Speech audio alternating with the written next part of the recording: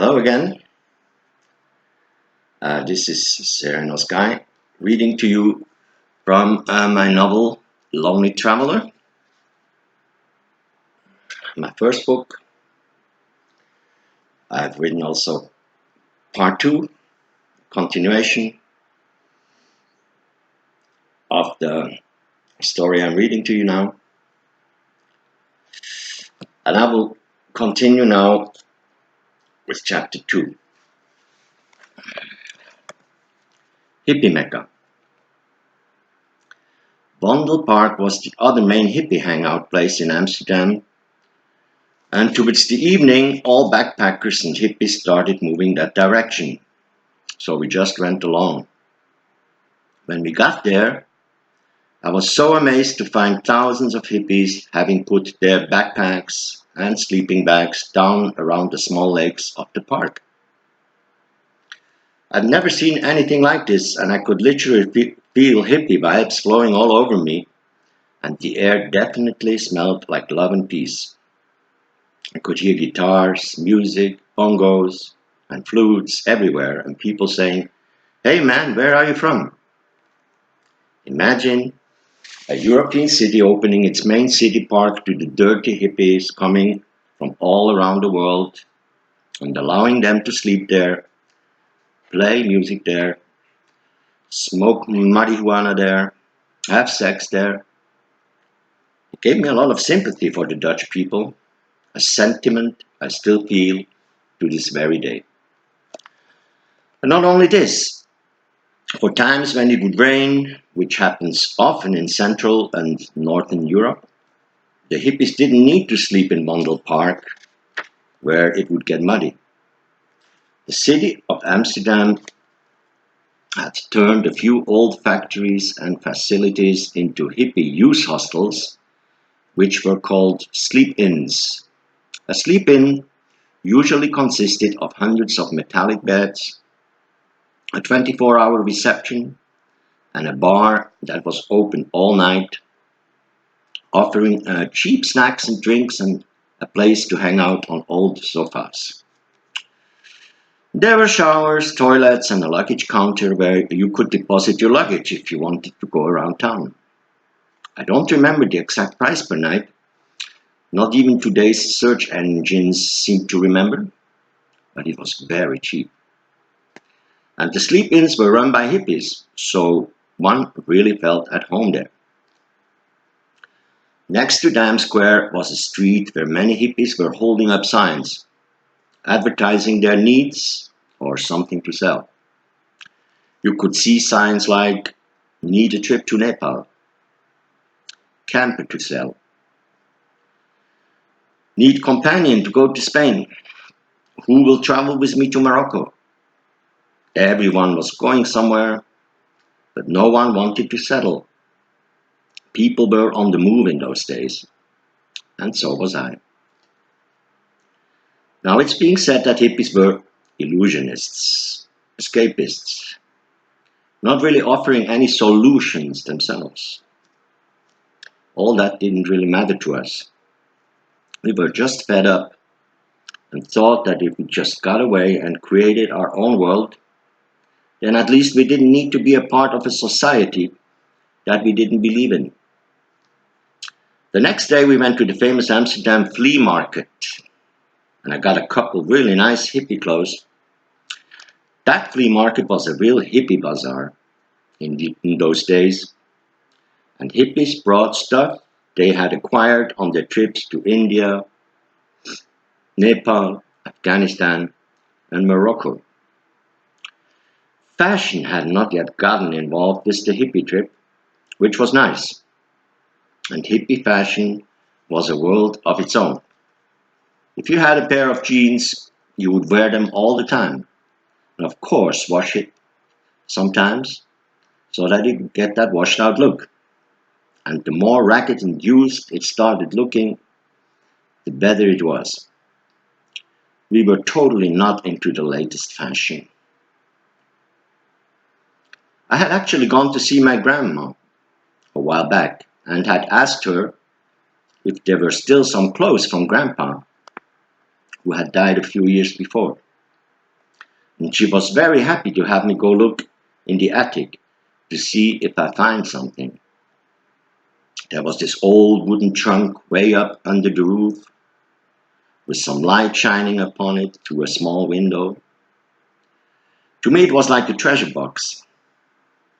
There were old hand-woven natural sweaters and cool jackets, stuff that had lasted for years and was going to last a few more on me.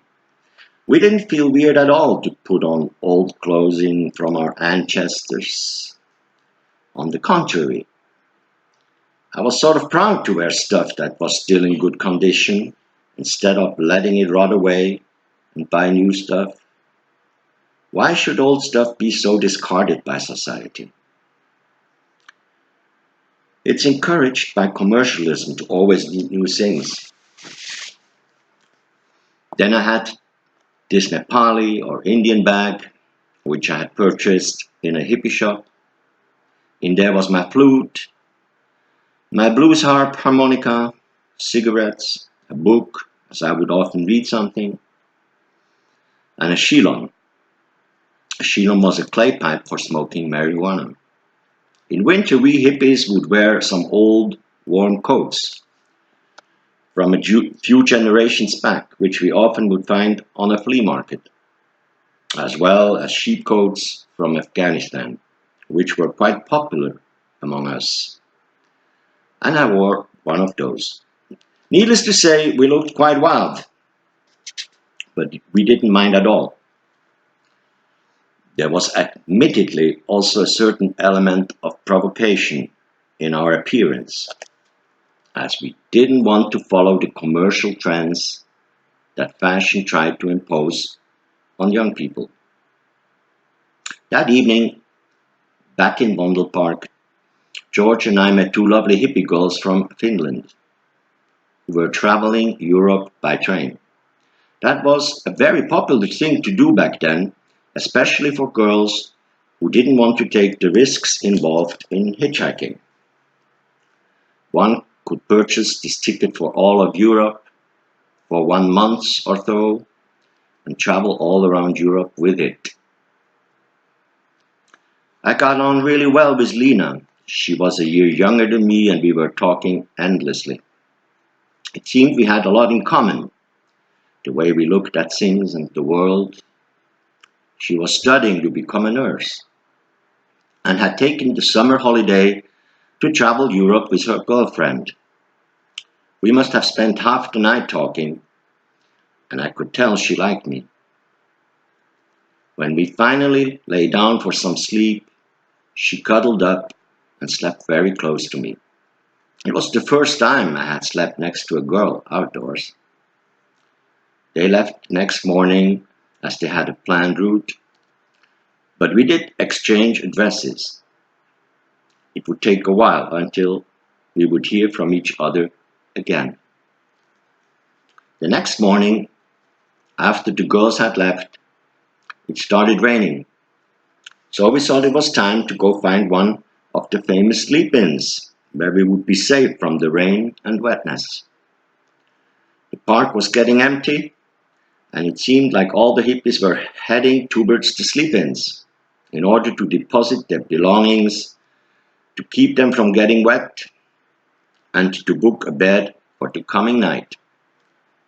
After entering and paying the small fee, you could find yourself a bed, which meant sometimes on a double bunk bed. And since I have a bit of difficulty with heights, I would usually try to get one on the bottom. I liked that the bedrooms were mixed and only the toilets and showers were separate. There was music playing at the bar, and the large hall was filled with a bunch of old sofas, which looked like they had been donated by some people for this good cause. We stayed in Amsterdam for about a week. Returning home from this trip was a bit of a downer. It became even more obvious that my new lifestyle had run out of style in this society, and I was eagerly embracing my new hippie world and the worldwide hippie movement. My parents weren't too happy with the ongoing changes they had obviously noticed, so I tried to keep my new lifestyle as low key as possible when I was at our house, as it wasn't my intention to hurt them. In retrospect, I guess the parents of the hippie generation had it quite difficult. Before that time, people were sort of used to do what their parents wanted, and the term alternative lifestyle had probably not even existed before. I think most parents were a bit ill prepared for such monumental changes of a whole youth movement turning against traditions and society. In that sense, I felt really sorry for my parents, and I am thankful that even though this must have been very difficult for them, they always treated me very fairly. Parents usually only want the best and happiness for their kids. But the hippies were the first generation turning against their parents. Why? Because we didn't feel happier in having gadgets, in having materialism, in having financial security. Our happiness was based much more on friendship, love, and peace in this world. And it was based on seeing dear Mother Earth and its nature and animals not being wasted away.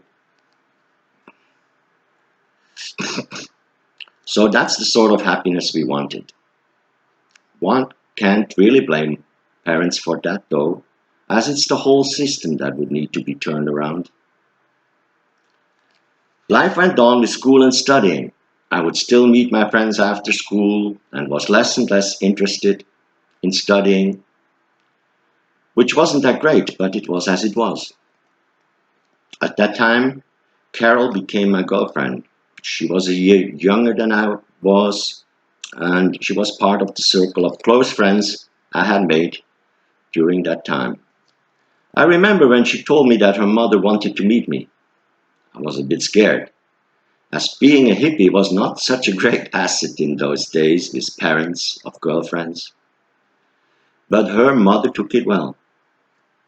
She wanted to make sure her daughter started taking the pill, as apparently she hadn't had sex before she met me. I hadn't had any serious relationship until then either.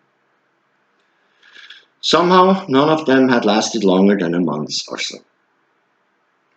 This was probably my fault, as I was looking for a real hippie girl, and Carol was the first one who got pretty close to that. I was also getting quite involved with a band and was their singer for a while.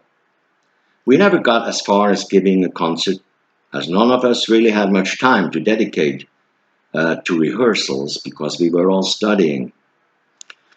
But the band members became good friends of mine, and we usually spent the weekends together, as well as spending once a week practicing, which of course wasn't enough to get anywhere musically. I went back to Amsterdam a few times during the coming years. I always felt very happy and excited to be there. For me, going to Amsterdam was not just hanging around smoking dope, though I did that too, but it was an opportunity to get to know other hippies and their views on the world. I was just so hungry in those years for some input about traveling, about views for a better world, and about spiritual experiences people had made, things that had brought them closer to inner peace in their search. Another place I went to a couple of times in Holland is Haarlem, at the North Sea coast, where there are beautiful sand dunes. Many hippies gathered there as well, as you could sleep out in the sand dunes with your sleeping bag. Unfortunately, I had a really bad trip there caused by some so-called hippies who had told me all kinds of lies they had agreed on in order to get me all confused. They seemed to have a fun time about it. I would never understand people who could have fun at the expense of others by hurting them physically or spiritually. From that moment on, I started being much more careful about who I would take drugs with. This bad experience made me lose my innocence and trust in people. I started being quite a bit more skeptical towards others and checking out their motives a lot more. I came to the realization that not every young person who looks like a hippie has necessarily pure, loving, and kind motives, sad to say. On one of my trips to Amsterdam, I ran short of money as I wanted to go up to Denmark, where there was also a large hippie community at that time.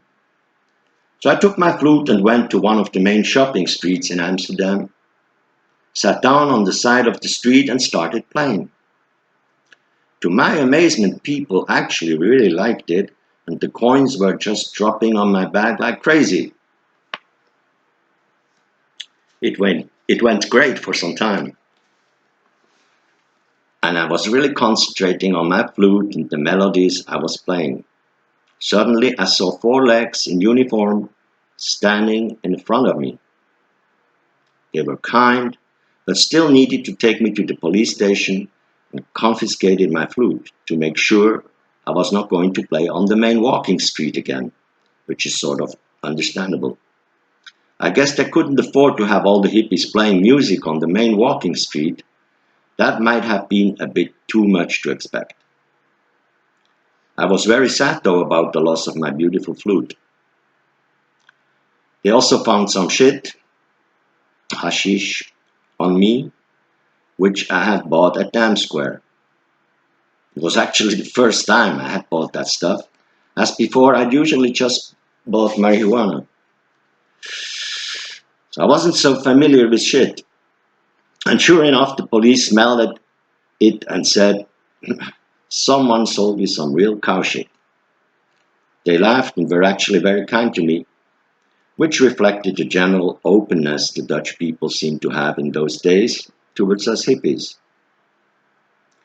During those school years, I also hitchhiked with Carol to Amsterdam.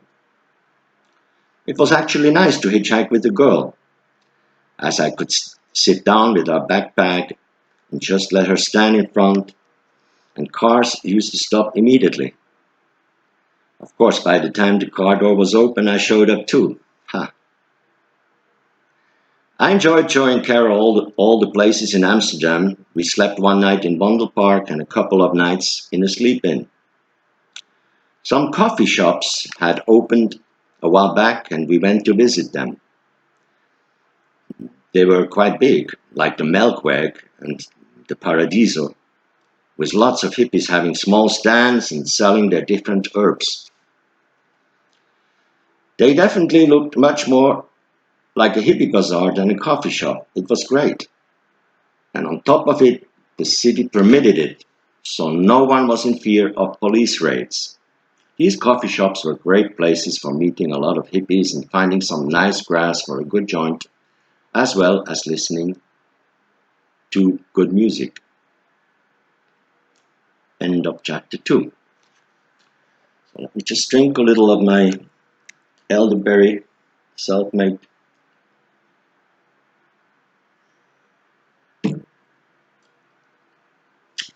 This time I got myself something ready in hopes that I may be able to do one more chapter since this one was fairly short. I'll get to chapter 3. Born to be Wild. Towards the end of my commercial high school, I was getting really itchy feet to start some major traveling. As soon as school was finished, I moved out of my parents' place. I started getting temporary jobs in order to make some money. And together with some of my best friends, we were miraculously able to rent an old house downtown, which was going to be torn down in a couple of years. It had 3 floors, and on each floor there was an apartment with a kitchen, bathroom, and about 3 bedrooms. It had a great roof terrace where we used to go skinny dipping, and none of the neighbors could see it as it had walls around. So in order to get the rent together every month, we needed to find others to move in, and eventually we were about a dozen people living in that house, and often more. There was a constant in and out of hippies every day, and guitar music mixed with various sounds coming from different rooms, such as Pink Floyd, Genesis, Santana, Cat Stevens, Jethro Tull, Deep Purple, Led Zeppelin. We still occasionally listened to the ones who had helped initiate the hippie music, such as Bob Dylan, The Doors, The Beatles, The Rolling Stones, Grateful Dead, Janis Joplin, Jimi Hendrix, and others. But we had all still been quite young and good schoolboys and girls when these musicians and bands had their day, and we knew Woodstock only from the movie. Many new bands had appeared since then, and of course, if some new album would come on the market, we would listen to them day and night. It was during that time that I went to a Pink Floyd concert, and it's still my favorite band today. At some point, some of my friends and I got into an Indian guru trip. Many hippies did in those days, including the Beatles. This one group had established an ashram, which is a monastery for meditation, in our city, and one could go there to meditate or follow meditation classes. I was reading various pieces of literature related to Hinduism, yoga, and meditation in those days, as well as practicing them. Later on, I followed some of the Mahatmas around along with a group of other hippies. A couple years earlier, I had visited a variety of Christian groups to check them out too.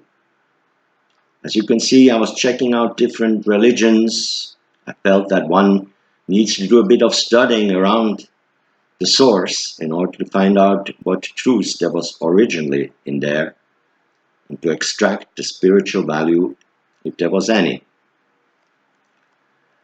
After my high school was finished, I felt such an urge to get away, as mentioned before. This time, I didn't want to go to Amsterdam. I wanted to go visit other hippie hangouts. I felt the need for sunshine and the beach, but also to just get away from it all to a quieter place, like Formentera. One of my friends from the band at home had told me about it.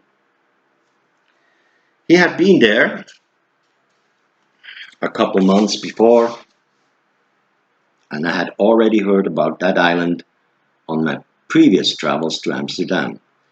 Formentera lies right next to Ibiza, and both islands belong to Spain and are located out in the Mediterranean Sea. My plan was to go for 3 to 4 weeks, since I didn't have enough money for staying longer anyway. But it should help me to re-evaluate what I should do with life now that I had finished my basic studies. And a quiet hippie island seemed just right for doing that. Carol didn't want to come with me, not even for a couple of weeks. Prior to this, I had started feeling that our relationship had sort of had its run. Our interests started being too different. I had itchy feet to travel, and she could feel that, which probably made her feel insecure. She didn't feel like wanting to travel and was more concerned about her professional career. We had no big official end of relationship talk. We didn't need to. Shortly before leaving, I received a letter from Lena, the Finnish girl whom I had met in Amsterdam. She had written me that she was going to be in southern France this summer, as another family had invited her to go with them. Since Carol was cooling off with me and didn't want to come on this trip anyway, I had written Lena that I could pass by and see her on my way down to Spain.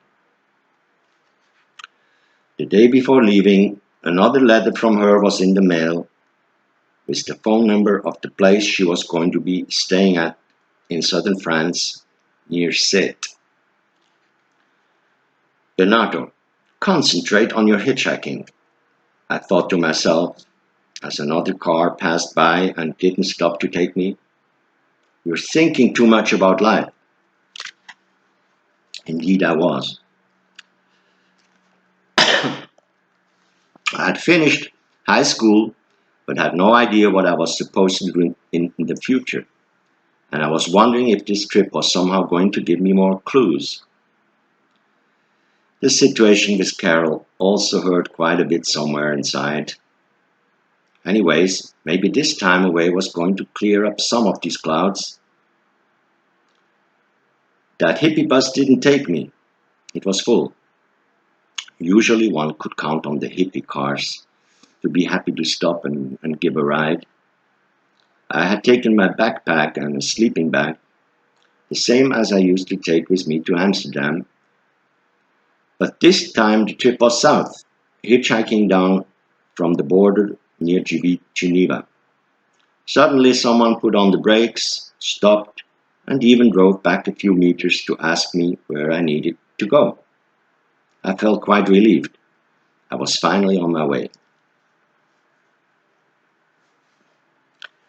I was picked up by a French businessman from Lyon who had done some business in Switzerland that morning and was on his way home. 2 hours to Lyon, he said. That is really how hitchhiking was in those days. He had someone to talk to, and I had a free trip to Lyon. Today, people are much more scared to do hitchhiking. The world has gotten more evil and with more crime. Nowadays, many people use cameras around their houses. Crazy world. When I got out in Lyon, I felt that warm south wind blowing in my face, streaming up from the Rhone Valley, and the exhilarating feeling of freedom. Some other kind-hearted people took me further south, and by late evening I had reached Avignon. I ended up sleeping under the famous Pont d'Avignon, a medieval bridge that only has a few arches left, as the Rhone River had washed most of the bridge away during the floods. After leaving Avignon, I headed towards the Camargue, an area in southern France which is famous for its wild horses. I had a couple of days left before Lena would be arriving in Sète, and I'd always wanted to see the wild horses there. But there were so many tourists in the middle of summer, with endless rows of cars parked. Nevertheless, after asking around for directions, I did finally get to see a herd of wild horses galloping along the beach. They were so beautiful and seemed to be so free. It made me think of the song Wild Horses from the Rolling Stones. Perhaps being a wild horse wouldn't be such a bad choice for my next life, if there was reincarnation. I had found a vantage point up on a small sand dune, and there were quite a lot of people watching. I ended up sleeping right there that night all by myself. I was happy to leave the next day, as there were just too many tourists around for my liking. So after getting up and grabbing myself a coffee somewhere on the way back to the main road, I headed towards Sète, where I was going to meet up with Lena. It was afternoon when I arrived there. I found my way to the beach where I was planning on spending the next night. After sunset, there was a fire and some music, surrounded by some hippies and clochards. These are some form of French vagabonds who live nowhere and everywhere. Mainly older men wearing shaggy clothing, accompanied by their dogs and a bottle of wine. who definitely don't seem to want to go to a home for the elderly. They were sharing their food with us hippies and telling us stories about a UFO that had landed where they were sleeping, with some kind of creatures coming out and being very friendly with them. They had endless stories to tell from a lifetime on the road. Anyways, I could sleep safely there among these sweet people.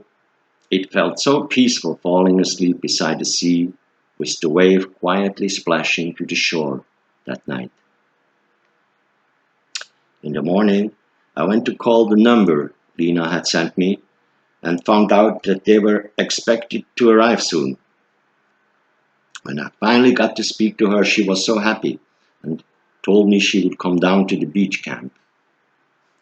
About an hour later, I saw her coming down the small road with the soft wind of the sea blowing gently through her blonde curly hair. We exchanged warm hugs and kisses. It felt so good to meet again. We talked for hours that night and listened to the fire nearby, to the waves splashing ashore, and cuddling up closely. I felt closeness to her that I had not felt with Carol, and I was so glad she was able to stay with me that night. The next day, she had to go back to the house she was staying at to get some of her stuff. The family she was staying with apparently didn't mind her going to stay with her boyfriend, and when she came back, we proceeded to find a quieter place away from the crowd. There were some cliffs nearby, with caves and natural platforms overlooking the sea. It was so amazing, we decided to stay there. A backpack, a sleeping bag, a few t-shirts and towels make things at least halfway soft on a rocky cliff. But the breathtaking view of the endless sea with the waves crashing against the rocks sure made up for any discomfort.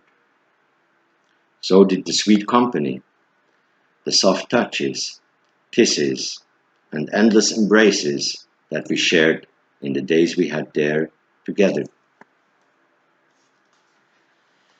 Lena went back to the house each day to make sure that the family she had come with wouldn't worry about her, and she'd bring some food back each time. We'd spend some time at the beach with the other hippies, swimming in the sea and sitting around the fire talking at night while listening to the guitar music someone was playing. We lay down on the soft sand at night and gazed into the stars, talked about life and what each of us were looking for, until the soft splashing of the waves would put us to sleep. I had told her about my search, which I felt had intensified since I started this trip. At one point she said, "We're all looking for something. It's a very individual road. I know what I want to do. I want to become a nurse and help people in that way." I always admired nurses. They don't have a big academic title, but they care for people every day. I'm glad that your road is so clearly laid out before you. I wish mine were as well. She looked at me with a smile. "Bernardo, I don't think you look so completely lost. There is a lot inside of you, and one day it's all going to come out." I thought about that a lot during years to come. "Maybe," I said. "I guess society puts a certain pressure on us to decide very early in life what we should do. But for some of us, it just seems to take a little longer." A few days later, the family who Lena had been staying with wanted to go for some excursions in southern France, visiting different sites, and they wanted her to go along as she was under their care. Somehow she must have felt that my journey must go on. We decided to stay in touch by mail, but we never saw each other again after that. A couple months later, I would receive a letter from her. She was back at her studies and had found a steady boyfriend. I arrived in Barcelona around lunchtime the following day and found my way down to the port, where I booked myself a ticket on the overnight ferry to Ibiza. It was time to spend. There were other travelers who were going to take that ride, and we went together to the park overlooking the harbor. It was a pleasant view, and one could see different ships leaving and arriving. We smoked a joint, but had to hide it when a couple of Guardia Civil, Spanish National Police, came around the corner. They were wondering if we were up to no good, but we said something like, "We're tourists, just waiting for the boat." One did have a certain respect of the Guardia Civil in those days. They looked like people you didn't want to mess around with. They will always be remembered for their very particularly shaped black caps. Later on, the ship left, and I enjoyed feeling the Mediterranean wind blowing through my hair. It was nice to have found a few buddies who were heading the same direction, and I seemed to get along really well with one guy in particular named Paul. He was about the same age as I was and came from England. There weren't any real beds in the class I had booked, just canvas chairs, the ones you can usually find at tourist beaches. Some were out on deck and others inside, as it could get quite windy and chilly at night. The ferry from Barcelona to Ibiza took about 9 hours. When we got to Ibiza, our little group of hippies made its way up to the castle to enjoy the view. The only thing we didn't like was that about every few minutes a plane was landing. Mass tourism had reached Ibiza by that time. We were glad to leave that evening with the small boat that brought us to Formentera. I would have liked to see more of Ibiza, too. But for now, I just felt like I needed to go to a real quiet place. I was looking forward to some time away from the masses. The trip on that small old boat from Ibiza to Formentera was fantastic. We passed by impressive rock formations along the coast of Ibiza and then cruised along into the sunset. The boat ride didn't take long, a bit more than an hour, and we arrived in La Sabina, the harbor of Formentera. By the time the boat got there, I was eager to see the kind of population this island had. Sure enough, in that sense, it was very different from Ibiza.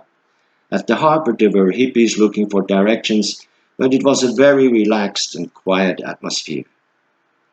Upon arrival, we got something to eat and then went to a nearby beach for the night.